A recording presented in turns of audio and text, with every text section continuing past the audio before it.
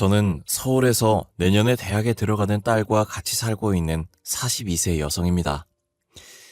오늘 작심하고 글을 올리는 이유는 세상에서 가장 악독하고 파렴치하며 인간 말종 같은 두 남자에 대한 이야기를 여러분들에게 들려드리기 위해서예요. 그중 한 명은 제 전남편입니다. 그 인간들 때문에 저는 가정이 파탄이 나버렸고 말할 수 없이 큰 정신적인 충격을 받았어요. 3년이나 지났지만 지금 돌이켜 생각해봐도 어떻게 인간이 그런 끔찍한 짓을 저지를 생각을 할 수 있는지 무서워서 온몸에 소름이 끼칠 지경입니다. 제 사연을 듣고 나면 여러분들도 치가 떨릴 정도로 분한 마음이 들 거라고 생각합니다. 결혼 전에는 전혀 몰랐지만 전 남편이 어떤 인간인지 알게 되면서 그 인간과 같이 사는 동안 늘 무서워서 두려움에 떨어야 했죠. 악마와 동거를 해도 이보다는 나을 거란 생각이 들 정도로 하루하루가 지옥 같은 삶이었습니다. 그럼 이제 인간 말종 같은 두 남자로 인해 비참했던 제 결혼 생활 이야기 해보겠습니다. 저는 대학에 들어가서 가입한 동아리에서 남편을 만나게 되었어요. 아직 철이 없던 신입생 시절 저는 한 해 선배인 남편을 보고 첫눈에 반하고 말았어요. 이유는 훤칠한 키에 잘생긴 외모 때문이었습니다.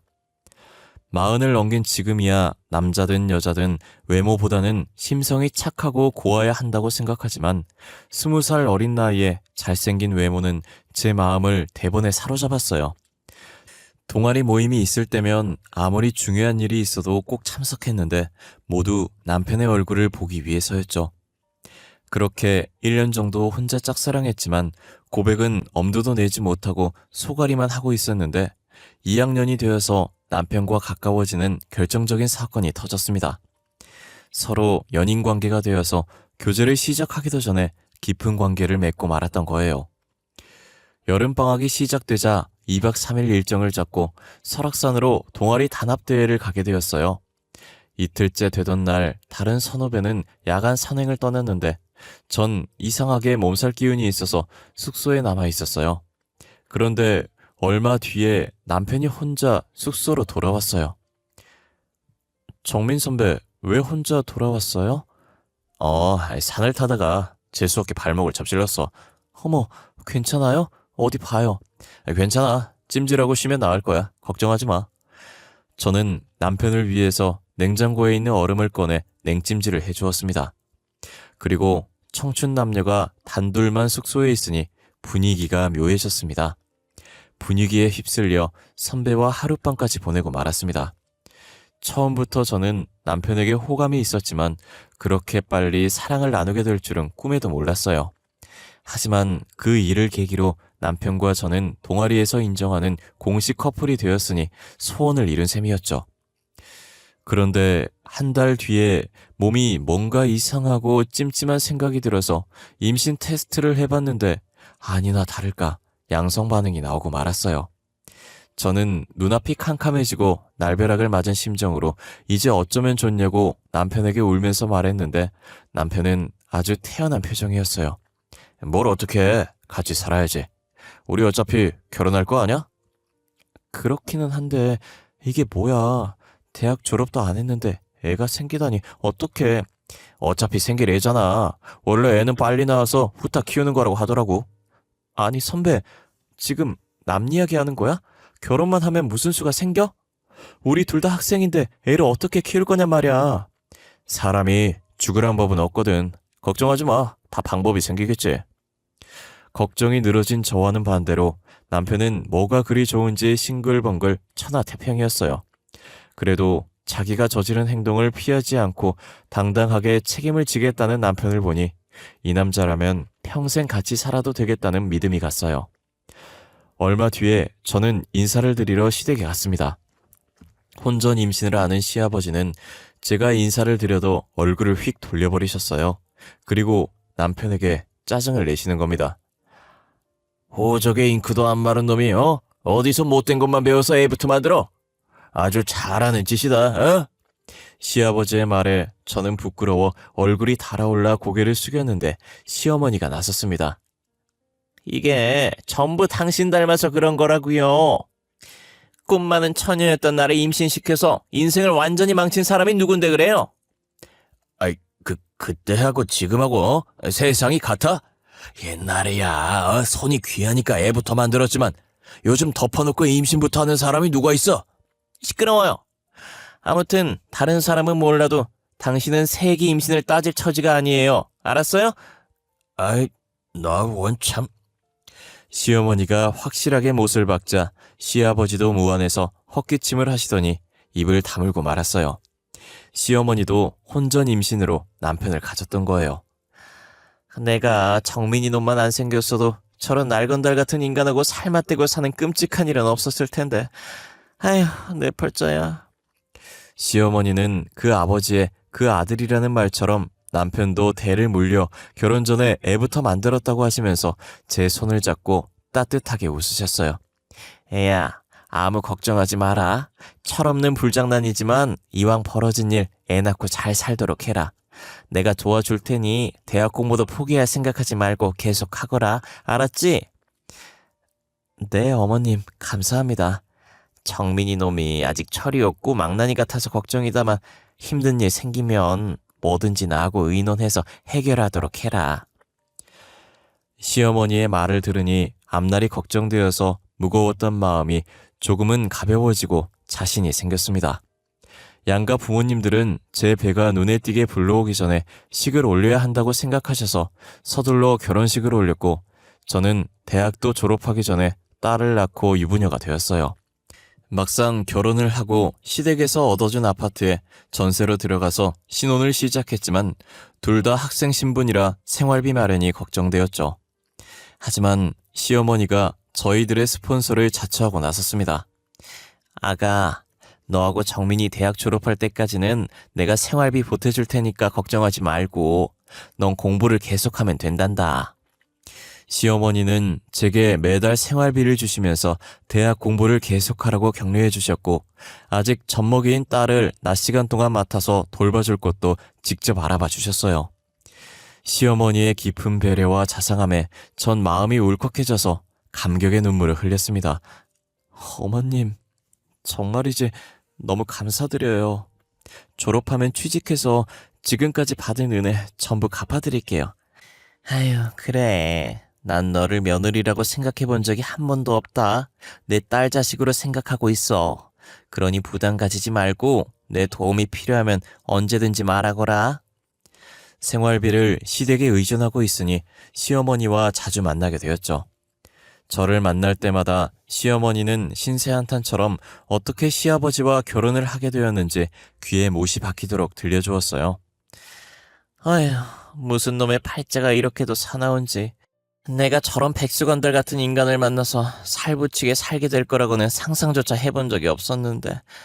아휴, 내 팔자야. 시아버지는 젊은 시절부터 일은 하지 않고 거의 백수로 지내면서 술과 여자로 방탕한 생활을 해왔다고 해요. 둘은 어려서부터 같은 동네에서 살아서 친하게 지내는 오빠와 여동생 사이였고 중고등학교를 다닐 때는 불량한 애들이 시어머니를 괴롭히고 돈을 빼앗거나 하면 어김없이 시아버지가 나서서 그 애들을 혼내줬다고 하네요. 시아버지는 당시 학교에서 1진 그룹에 속해 있었다고 해요. 공부는 거의 전교 꼴찌 수준이었지만 싸움 실력은 전교에서 10손가락 안에 들 정도였다고 하더라고요.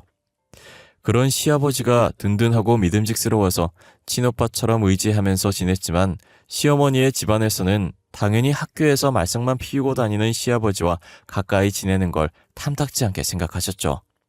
주연아, 저런 날건달 같은 놈하고는 상종을 하지 마라. 될성 싶은 나무는 떡잎부터 한다고. 지금도 공부는 안중에도 없고 늘 사고만 치고 다니는데 분명히 건달로 지낼 거야.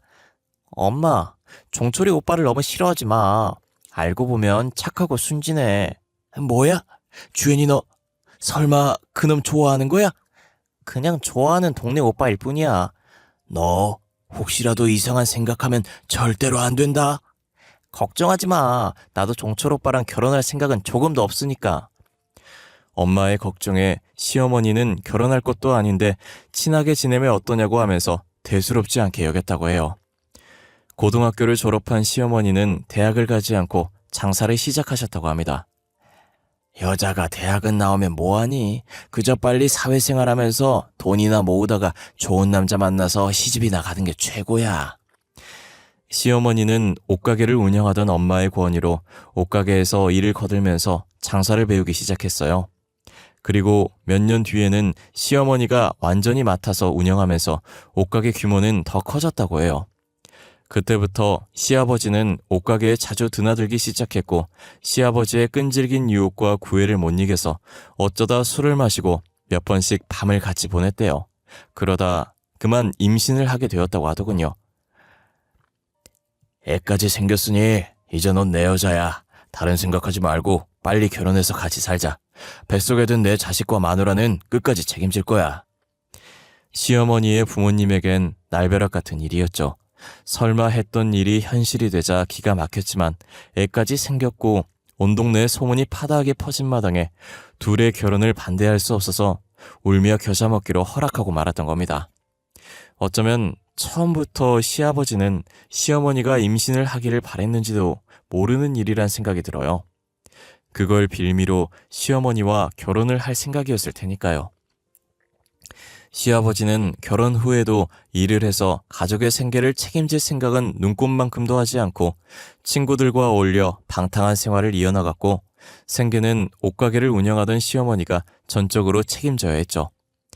다행히 장사가 잘 되어서 시어머니 혼자 벌어도 먹고 사는데 큰 지장은 없었다고 해요. 어쩌다 시아버지 같은 한량을 만나서 고생을 해왔지만 시어머니는 억척 같았고 생활력이 강한 여성이었어요. 생계를 전적으로 의존하다 보니 돈 문제가 나오면 시아버지는 큰 소리를 치다가도 꼬리를 내려야 했죠. 그리고 제게는 남편보다 더 든든한 지원군이었어요. 애 때문에 힘든 상황이 생기면 장사를 하느라 바쁜 와중에도 선뜻 딸을 맡아서 봐주셨어요. 제가 염치불구하고 딸을 맡기러 가게로 갈 때면 시어머니는 늘 웃으며 맞아주셨습니다. 안 그래도 우리 소영이가 보고 싶었는데 내 마음을 어떻게 알고 데리고 왔니? 자, 이거 얼마 안 되지만 용돈에 보태 써라. 어머니, 늘 이러시면 제가 너무 미안해요. 괜찮아. 엄마가 딸한테 용돈 좀 주는 게 무슨 대수니? 대신에 정민이 놈한테는 비밀이다. 알았지? 이렇게 저를 친엄마보다 더 살갑게 보살펴 주셨습니다. 시어머니의 전적인 후원으로 무사히 대학을 졸업하고 워킹맘이 일하기에 괜찮은 직장에 취직이 되었지만 남편이 문제였죠. 영 취직을 할 생각을 하지 않는 거예요. 여보, 대학 졸업한 지 1년이 넘었어. 언제까지 백수로 지낼 거야. 아, 나도 다 생각이 있으니까 보채지 마. 요즘 직장 구하는 게 쉬운 일이 아니잖아. 기다려봐. 눈여겨받은 곳 지금 준비하고 있으니까. 좋아. 그럼 알바라도 하면서 취업 준비해. 당신은 이제 딸 자식이 있는 가장이란 말이야. 직장 다니면서 돈 좀 번다고 유세 떨면서 돈 문제로 바가지 긁을 거야? 나도 준비하고 있다고 했잖아. 하지만 남편이 말과는 다르게 매일같이 친구들과 어울려서 술을 마시거나 PC방이나 당구장에 모여서 허송세월을 한다는 걸 저는 잘 알고 있었어요. 그러니 무능하기는 시아버지를 꼭 닮은 남편 때문에 저희들은 수시로 말다툼을 하게 되었죠. 어떤 날은 밤새도록 술을 마시고 외박을 하기도 했어요. 저는 도저히 참을 수 없어서 짐을 싸들고 시댁으로 달려갔습니다. 남들은 친정으로 갔겠지만 제게는 시어머니가 친정엄마보다 편한 정신적 지주였어요. 아니 애야, 무슨 일이 있었길래 짐을 싸들고 왔어? 어머님, 그이가 외박을 했어요. 저도 이제 못 참겠어요. 뭐야? 이런 미친놈 같으니 내가 홍구멍을 단단히 내주마. 시어머니는 바로 남편을 불러서 호통을 치면서 쥐잡듯이 닥달을 했고 남편은 고양이 앞에 쥐처럼 꼼짝 못하고 잘못했다고 빌었고 다시는 외박을 하지 않겠다는 각서를 썼습니다. 남편과 불화가 생기면 시어머니는 언제나 제 편을 들어주셨어요.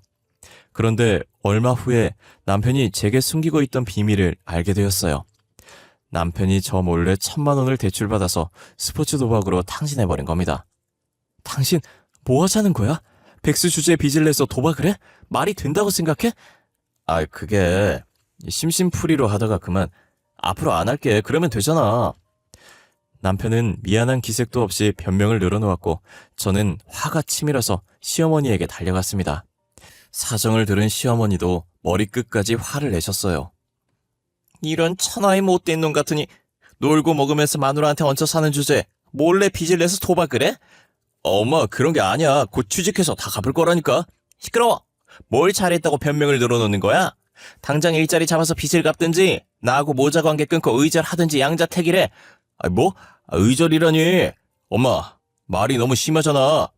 이 녀석이 지금 내가 농담하는 줄 알아? 시어머니의 단호한 태도에 기가 질린 남편은 눈물까지 보이면서 백수생활 청산을 단단히 약속했어요. 그리고 며칠 뒤에 선배의 소개로 오토바이 배달 일을 시작했습니다. 아, 힘들어. 다리 아파 죽겠네. 아우, 대학까지 나와서 이 짓을 해야 해? 남편은 일을 마치고 집에 오면 힘들어 죽을 지경이니 시어머니에게 말해서 일 좀 그만하게 해달라고 사정을 했지만 저는 못 들은 척했죠. 정 일하기 싫으면 직접 찾아가서 말씀드려. 그랬다가는 엄마한테 맞아 죽어. 그럼 입은 꾹 다무시고 계속 일하세요. 운동도 되고 얼마나 좋아. 아유, 진짜. 당신은 내가 골병 들어서 죽으면 좋아? 남편은 날마다 징징거렸지만 시어머니가 무서워서 감히 일을 그만두지 못했어요. 가장이 마음 잡고 일을 하니 이제야 집안이 제대로 돌아가는 것 같았어요. 남들처럼 평범한 일상을 보내는 사이에 딸아이도 탈없이 쑥쑥 자라서 고등학교 진학을 눈앞에 두게 되었죠. 그때 날벼락 같은 일이 찾아왔어요.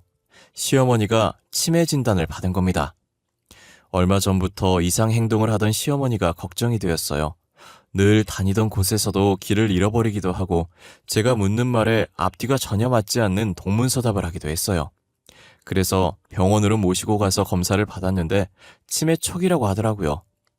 그때부터 저는 치매에 좋다는 약을 백방으로 수소문했고 다니던 직장도 그만두고 옆에 붙어서 시어머니를 보살펴드리기 시작했어요.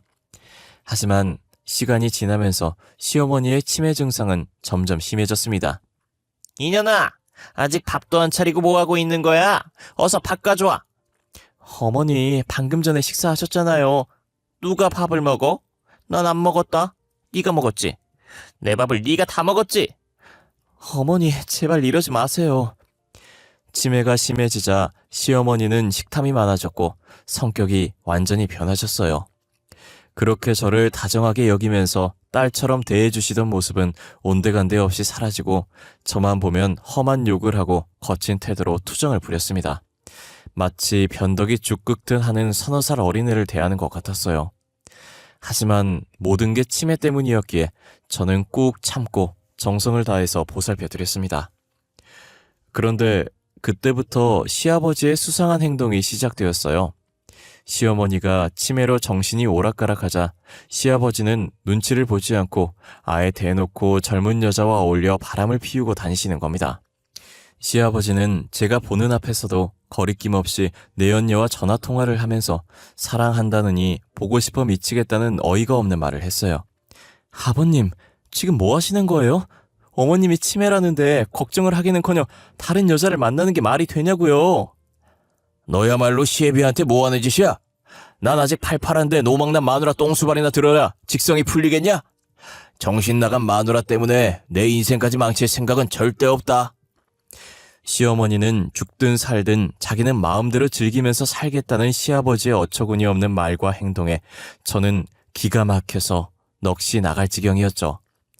더구나 남편은 모든 걸 알고 있었지만 그게 무슨 대수냐는 반응을 보였어요. 남잔 말이야. 나이가 들어도 여자가 필요한 법이야. 엄마한테는 안 될 일이지만 아버지도 인생이 있는 거잖아? 뭐 엄마 수발은 당신이 알아서 해야 하는 거고.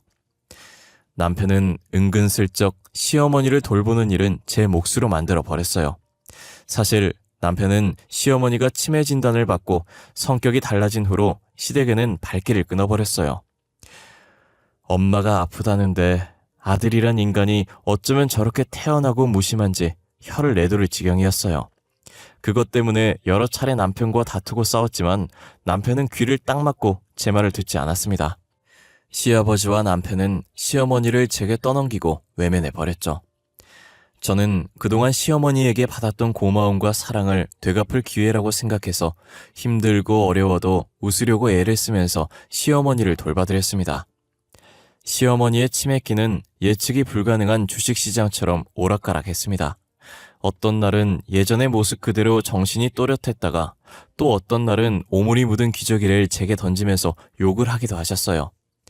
그럴 때는 정말이지 참담한 심정이었지만 눈물을 꾹 참으며 뒤처리를 해야 했어요. 얼마 후에 저는 시아버지의 내연녀와 대면을 하게 되었어요.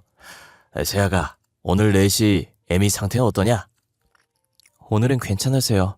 방금 잠이 드셨어요. 그러면 집 앞 카페로 잠깐 나오거라. 내가 기니 할 말이 있다. 카페로 나가보니 제 또래로 보이는 젊은 여자가 시아버지의 옆에 딱 붙어서 다정하게 팔짱을 끼고 앉아 있었어요.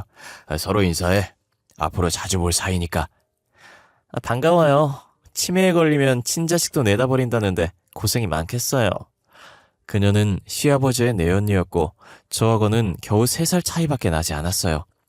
시아버지는 딸보다 어린 내연녀와 딱 붙어서는 뭐가 그리 좋은지 입이 귀에 걸려서 연신 웃고 있었습니다.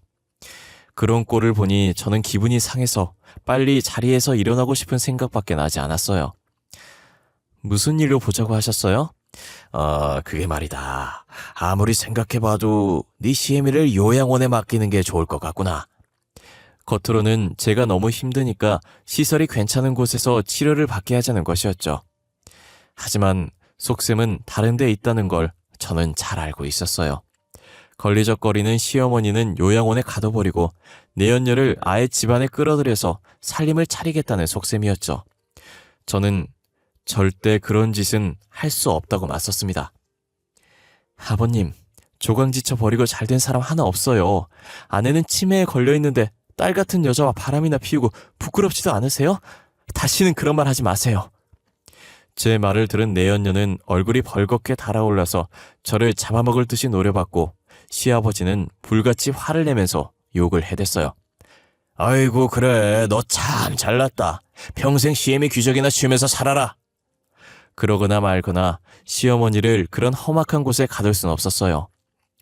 예상대로 제가 알아보니 시아버지가 말한 요양원은 무허가 시설 요양원이었고 병원이 아니라 거의 치매 환자들을 죽을 때까지 가둬두는 감옥이었어요. 그 일을 계기로 시아버지와 관계가 급격하게 틀어지게 되었죠. 그리고 얼마 후에 시아버지와 남편이 꾸미고 있는 끔찍한 음모를 알게 되었어요. 인간의 탈을 쓰고 어떻게 그런 짓을 할 수가 있는지 지금 돌이켜봐도 소름이 끼칩니다. 우연히 남편의 휴대폰에서 시아버지와 주고받은 문자를 보고 저는 경악해서 소리를 지를 뻔했습니다. 평소에 조심성이라고는 없었던 남편은 휴대폰 비밀번호 같은 건 걸어두지 않았거든요. 시아버지와 남편은 시어머니가 가지고 있는 상당한 재산을 전부 가로챌 궁리를 하고 있었어요.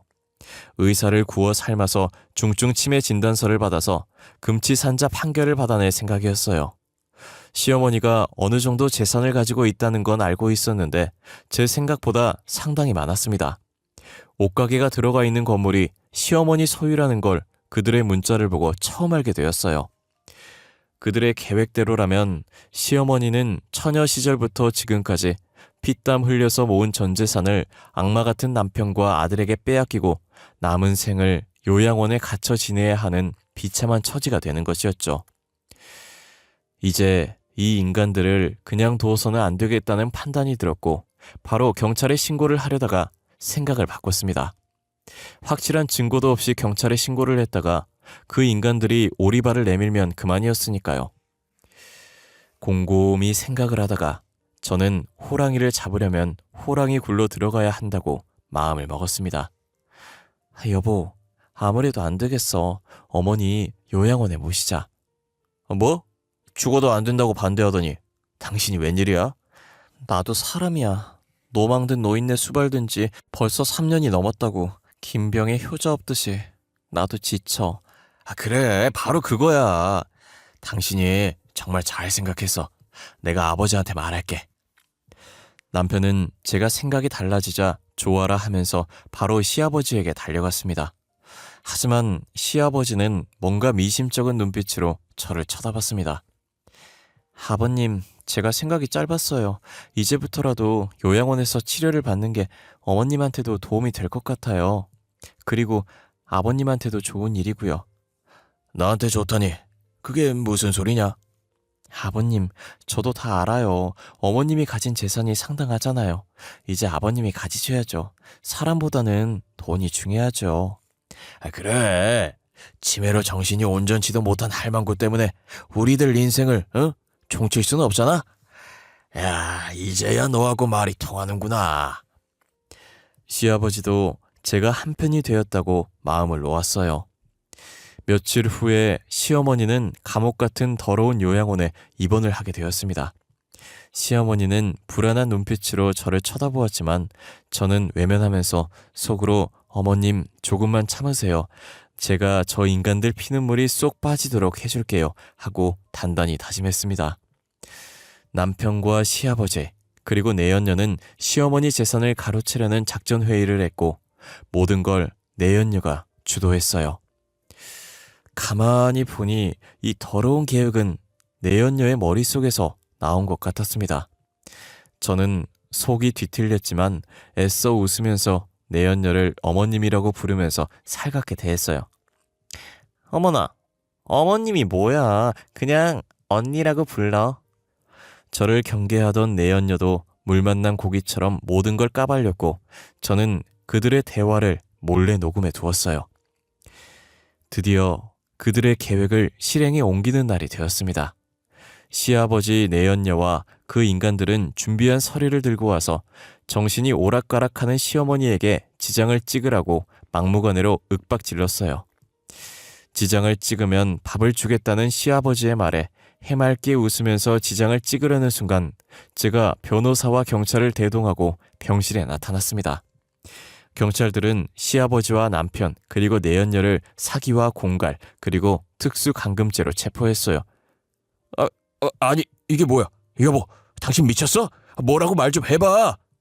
남편은 무슨 말도 안 되는 짓이냐고 발버둥을 치면서 애처로운 눈빛으로 저를 쳐다보았지만 저는 그 인간을 차갑게 노려보면서 이혼 서류 받으면 도장이나 잘 찍어서 보내라고 말해주었어요. 네가 나한테 이런 짓을 하고도 무사할 것 같아? 어디 두고 보자. 내가 널 가만두지 않을 거야. 시아버지는 경찰에게 연행되면서도 끝까지 제게 악담을 퍼부었어요. 시아버지의 내연녀는 남편이 자주 가는 술집 여주인으로 바람을 피우다가 이혼당한 전력이 있는 여자였어요. 남편을 통해서 시어머니에게 상당한 재산이 있다는 말을 듣고 남편과 짜고 돈에 눈이 멀어서 시아버지를 홀렸던 거죠. 지금 시어머니는 호텔 같은 시설과 전문 의료진이 있는 좋은 요양병원에서 잘 지내고 계십니다. 의료진들이 정성을 다한 덕분에 치매 증상은 많이 호전되셨어요. 다만 한 가지, 시어머니는 저를 딸로 생각하고 계세요. 그건 아무래도 좋다고 생각해요. 전 이미 그녀를 친엄마로 생각하고 있고 끝까지 딸처럼 보살피면서 지낼 작정이니까요. 신문이나 뉴스에서 심심치 않게 보험금을 노리고 남편을 죽이려고 했다든지 돈 문제로 친족끼리 칼부림을 했다는 기사를 볼 때마다 세상이 미쳤다는 생각이 들곤 해요. 아무리 사는 게 어렵고 힘들어도 최소한 인간으로서 지켜야 할 도리는 하고 살아야 한다고 생각합니다. 여러분들도 돈에 눈이 멀어 인간의 도리를 저버리는 일이 없기를 바랍니다. 긴 글 읽어주셔서 감사드리며 오늘도 행복한 꿈 꾸시고 건강하시길 바래요.